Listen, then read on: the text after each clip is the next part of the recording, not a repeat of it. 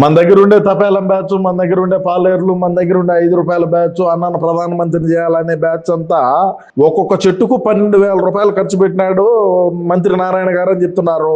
ఆ చెట్టు ఖరీదు, అదే విధంగా ఆ చెట్టుకు రక్షణగా పెట్టినది ఆ ఇనప జాలి, మరి లేబరు, మరి ఆ నుంచి ట్రాన్స్పోర్ట్, ఇది కడియం నర్సరీ నుంచి తెప్పించినారు. ఆ ట్రాన్స్పోర్ట్ అంతా కలుపుకొని ₹3,750 నుంచి ₹4,000 దాకా పడింది ఒక్కొక్క చెట్టు. మరి ₹4,000 పడిన చెట్టుని ₹12,000 ఖర్చు పెట్టి చేసినారు. ఈ కథ, ఈ వ్యవహారం అంటే మన మాదిరి అందరూ కూడా ఆ పూల కుండీల్ని తీసుకొని వచ్చి ఏడబెట్టి ఫోటోలు దిగి మలా చెట్టుని ఎత్తుకొని మేము నర్సరీలో పెట్టేది వాళ్ళకి తెలియకపోయా. మన దగ్గర ఉండే తపేలం బ్యాచ్ ఏమో ఊరికే ఇరుక్కునే దానికి చేస్తారు తప్ప వేరే దానికైతే కాదు బా. నమస్కారం ప్రజలారా, ఈరోజు మనము నెల్లూరుకు రావడం జరిగింది. ఎందుకంటే నెల్లూరులో నారాయణ గారు చెట్లు నాటడంలో పెద్ద గోల్మాల్ చేసినారు. చెట్లు ఒక్కొక్క చెట్టు ఇంత రేటు పడింది, అంత రేటు పడిందని రకరకాలుగా వివిధ మాధ్యమాలలో, మరి సోషల్ మీడియాలో కావచ్చు, ఇంకా కూడా చెట్లన్నీ కూడా చనిపోయినాయి అని చెప్పి చూపించడం జరుగుతుంది. ఇప్పుడు మనం కూడా చనిపోయిన చెట్టు దగ్గరే ఉన్నాం. సరే, ఇక్కడ ఏంది విషయం ఏందనేది మనం ఒకసారి చూసినట్టుగానైతే మొక్క పెట్టడం జరిగింది. ఈడ చూస్తున్నాం. సరే, మొక్క పెట్టినారు, ఇది చనిపోయిందా లేకంటే బతికిందా అని మనం చర్చించబోయే ముందుగా ఇది కింద నుంచి ఈగురులు వచ్చదా లేకంటే చనిపోయిందని అనుకుందాం. ఇది చనిపోయింది. ఎక్కడైనా సరే ఇన్ని వేల చెట్లు తెచ్చి పెట్టినప్పుడు కొన్ని చెట్లు చనిపోతూ ఉంటాయి, మళ్ళీ వాటికి రీప్లేస్మెంట్ చేస్తారు. అదంతా కూడా మనకు తెలిసిందే. ఈ చెట్టు చనిపోయింది, ఇంకొక చెట్టు చూద్దాం రండి. ఇక్కడ మీరు చూడాలి, ఎందుకంటే మీరు చూస్తేనే మీకు అర్థమవుతారు. ఇక్కడ చూడండి, పైదాకా అక్కడక్కడ ఈగురులు వస్తూ ఉన్నాయి కదా. అంటే ఇప్పుడు ఆడ చూస్తేనేమో చెట్టు చనిపోయింది, ఇప్పుడు ఈడ చూస్తేనేమో ఈగురులు వస్తూ ఉండదు. ఏ విధంగా నీళ్లు పట్టినారు ఒకసారి మీరు కూడా చూడండి. ఏ విధంగా చెమ్మ ఉండదో చూడండి. ప్రతి ఒక్క దగ్గర కూడా ఈ విధంగా. సరే, ఇదంటే మన పార్టీ రంగు, అంటే మనం అధికారంలో ఉంటే మన పార్టీ రంగులే వేసుకున్నాం. వీళ్ళు తెలుగుదేశం వాళ్ళు ఏం వేశారు? రంగు ఆకుపచ్చ రంగు వేశారు బా. సరే, ఆకుపచ్చ రంగు, మనం అంటే బులుగు రంగు వేయచ్చు, బాగుండదు. ఇది ఇక్కడ ఏదైనా సరే పశువులు లేకంటే మేకలు, గొర్రెలు ఇట్లాంటి ఏదన్నా కూడా వాటిని రుద్దుకొని లేకంటే వీటిని ఏదైనా తొక్కేటువంటి ప్రయత్నంలో కిందంతా కూడా మీరు ఒకసారి చూడండి. కింద కూడా కాంక్రీట్తో ఈ మూడు పక్కల ఈ స్టాండ్లు ఏదైతే ఉన్నాయో వీటికి ఈ మూడు పక్కల కూడా వేయటం జరిగింది. బాగానే ఉన్నది. ఇంకా కూడా ఉన్నాయి చెట్లు, చూద్దాం రండి మనం. చెట్లు ఈడ చూడండి, ఆ ఒక్క మొక్కే మీరు అటు చూడండి, ఆ ఒక్క మొక్కే ఇది అయిపోయింది. ఇక్కడ చూడండి, ఈడ లేదు.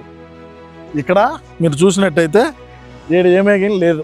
ఈ నుంచి చూడండి, ఏడ ఎగురు వచ్చింది, ఏడ ఎగురు వచ్చింది, ఏడ ఎగురు వచ్చింది, అంతా కూడా ఎగురు వచ్చింది. ఆ ఒక్క మొక్కను చూపించి, అంటే మనము, మన ప్రభుత్వం, మన అన్న ముఖ్యమంత్రిగా ఉన్నప్పుడు, మన తపేలం బ్యాచ్ మంత్రులుగా ఉన్నప్పుడు ఏ విధంగా నెల్లూరు నగరాన్ని అభివృద్ధి చేయాలనుకున్నారు, నారాయణ గారు వచ్చిన తర్వాత ఏ విధంగా అభివృద్ధి జరుగుతుందో చూద్దాం. ఎందుకంటే మనం పైన హెలికాప్టర్లో పోతా కూడా చెట్లు నరికేసినటువంటి చరిత్ర మనది.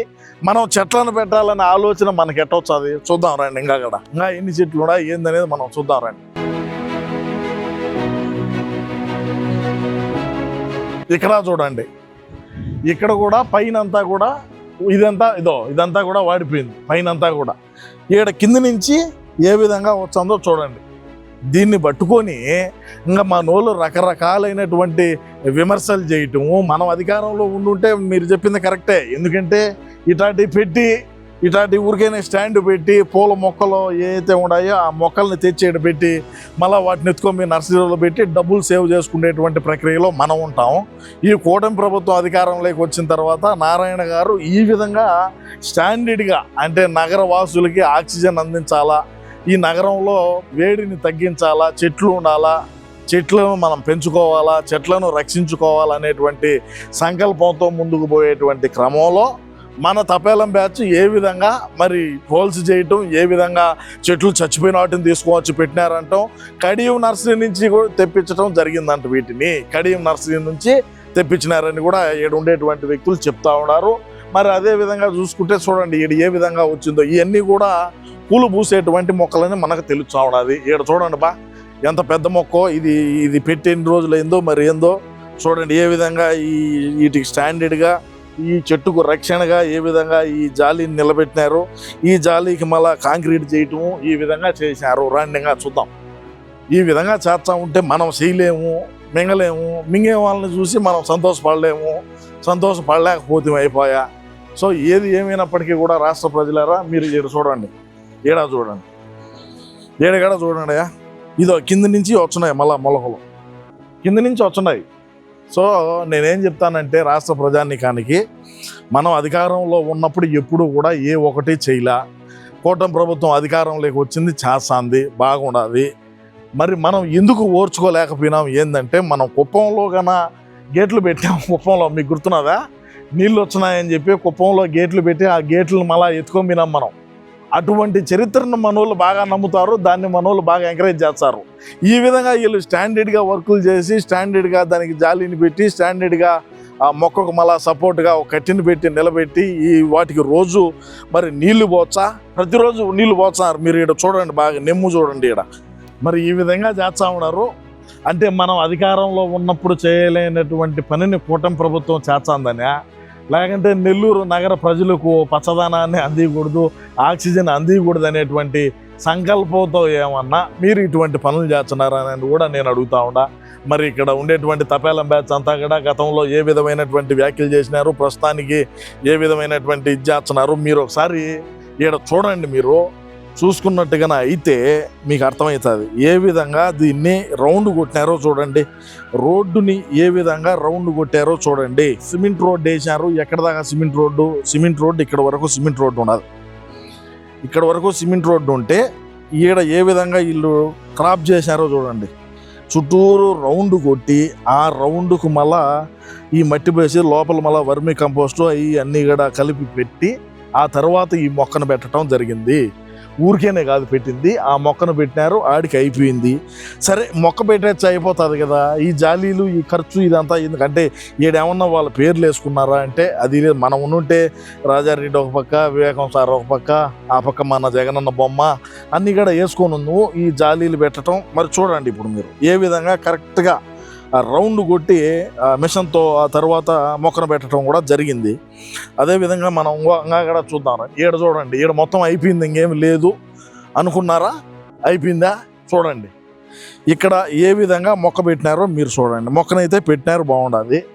ఈడ మీరు చూసినట్టయితే ఏ విధంగా ఇగురులు వచ్చినాయో చూడండి.